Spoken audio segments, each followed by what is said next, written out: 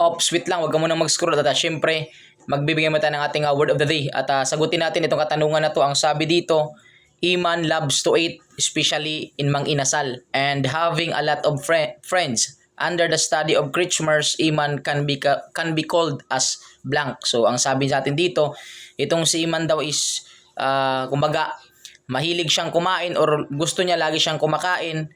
And syempre, mas trip niya talaga dun sa Mang Inasal. And mas klinaro pa dito sa dulo na marami daw siyang kaibigan. So, ibig sabihin, si Iman na isang food lover at higit sa lahat, he is also a sociable. So, ibig sabihin, marami siyang kaibigan, friendly din siya. Kumbaga, masasabi nating extrovert kumbaga isang personality ni Iman. Ngayon, ang tanong sa atin dito, class, is sabi dito, under the study of Kretschmer's. Kretschmer's yung tinanong eh.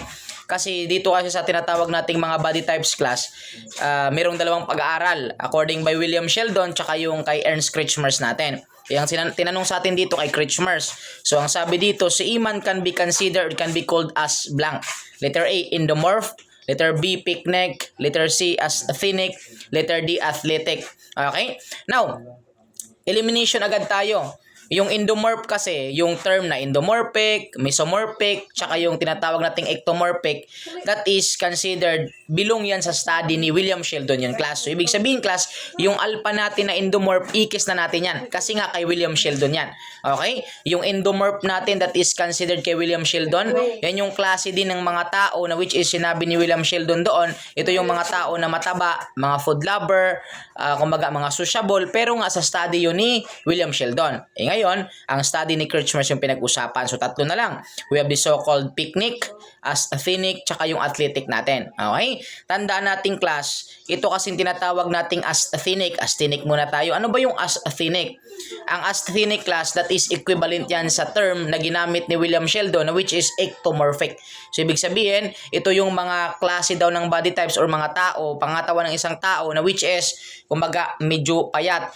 Like for example natin, they are considered mga fragile, tapos slightly built yung kanilang mga shoulder, narrow built shoulder, tsaka syempre klase ito yung mga klase ng mga tao na which is mahilig mag-isa or mapag-isa. Kumbaga mga loner types na mga tao na to.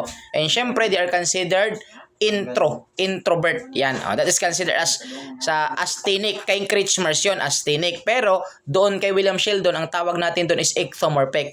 Ang kumbaga magiging mnemonic natin dito, class, as asthenic.